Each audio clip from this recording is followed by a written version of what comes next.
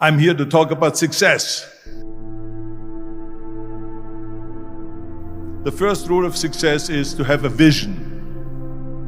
You see, if you don't have a vision of where you go, and if you don't have a goal where you go, you drift around and you never end up anywhere. I mean, as you know, I was born in 1947 in Austria after the Second World War.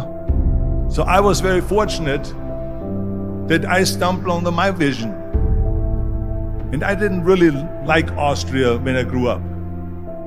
I couldn't wait to get out of there. I couldn't see myself becoming a farmer or a worker in a factory or anything like that. Even though my parents wanted me to stay there and have a normal life. But that was their vision, not mine. My vision was totally different. I felt that I was born for something special, for something unique, for something big. Then one day I went to school. I remember I was 11 years old, and they showed a documentary about America. And there they showed in this documentary the huge skyscrapers, the high-rises, the huge bridges, the 6-lane freeways, and all of this stuff. And I said to myself, that's where I want to be. I don't want to be around here with these little farmhouses and these little buildings. I want to be in America. One day after school, I walked by a store in Graz. So I went inside and I looked around, and then I saw a magazine. I saw a bodybuilding magazine that had Reg Park on the cover. Reg Park was then a 3-time Mr. Universe. And I saw him on the big screen as Hercules. I read that and I said to myself, wow, this is the blueprint for my life. This is exactly what I want to do. I want to become a bodybuilding champion just like Reg Park. I want to get into movies just like Reg Park. And I want to make millions of dollars and be rich and famous just like Reg Park. Do you know how great it felt that I knew where I was going? Imagine the majority of people don't know where they're going. I knew where I was going, that I'm going to become this bodybuilding champion just like him. So it was just a question of how do you do it? I was so relieved, because when you have a goal, when you have a vision, everything becomes easy.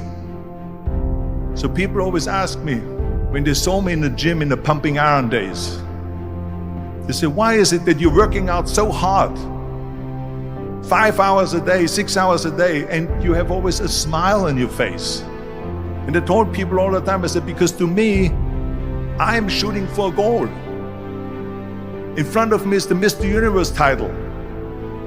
So every rep that I do gets me closer to accomplishing that goal, to make this goal, this vision turn into reality.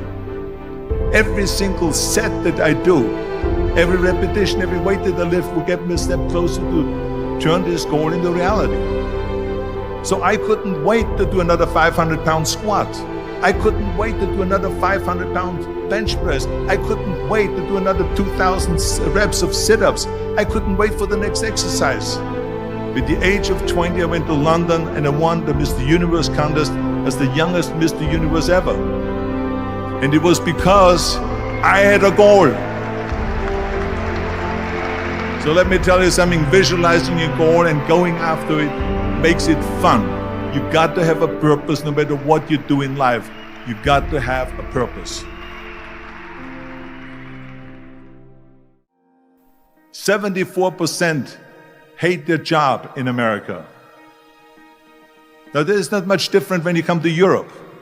The majority of people don't like what they're doing, because they're really not doing it because they didn't have a goal and they followed this goal.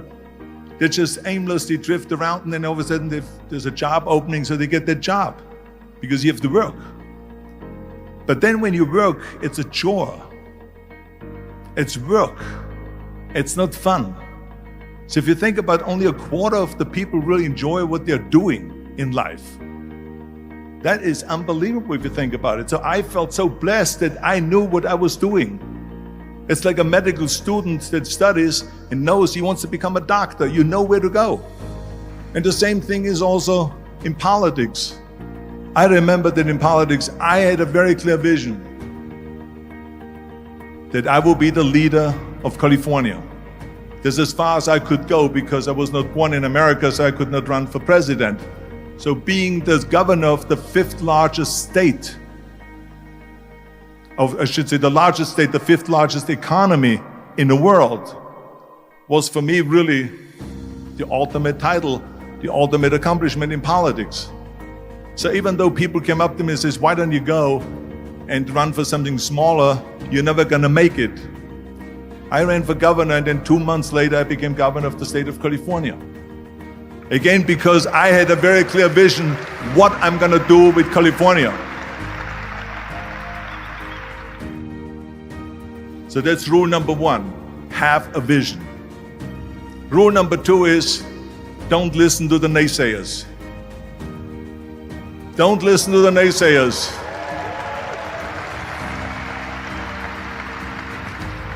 Everything I ever did, the thing that I heard out of people's mouth was, that's impossible. That can't be done.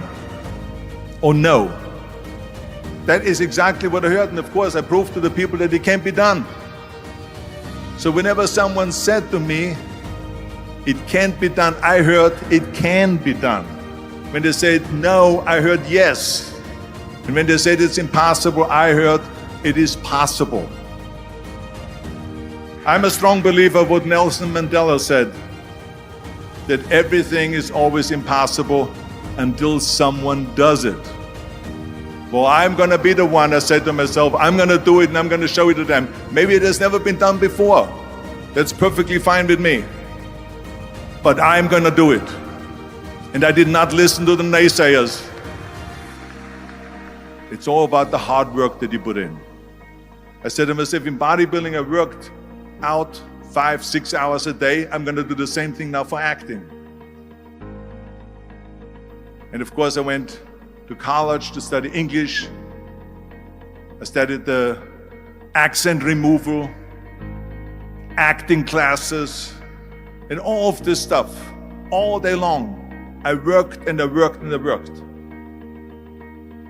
And within a short period of time, I made one movie called Hercules in New York, which of course went right into the toilet.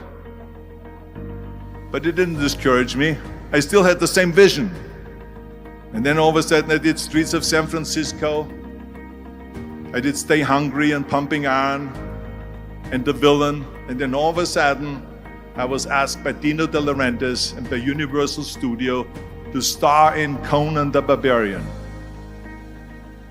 And after I did Conan the Barbarian, the director at the press conference said to the press, the director was John Milius. He said to the press, if we wouldn't have had Arnold, we would have had to build one. So think about that. The very body that they said can never be sold because the time is wrong. A few years later, I'm doing Conan the Barbarian, and it was the #1 hit at the box office when it came out in the summer of '82. Think about that. And the director says, if we wouldn't have had his body, we would have had to build one. So all of a sudden, my body became an asset, not a liability. And the same thing was with Terminator. After we were finished filming Terminator, Jim Cameron said to the press, if Arnold wouldn't have had that accent and talked like a machine, I think the movie wouldn't have worked. So think about that. The body and the accent that they attacked was an asset. But I didn't listen to those losers. I didn't listen to them at all. It's just the reality of it is that you cannot listen to the naysayers. So this is a very important lesson for all of you. So when someone says, no, this is a stupid idea, you in your mind, you don't have to say it, but in your mind just say this of you asshole. What do you know?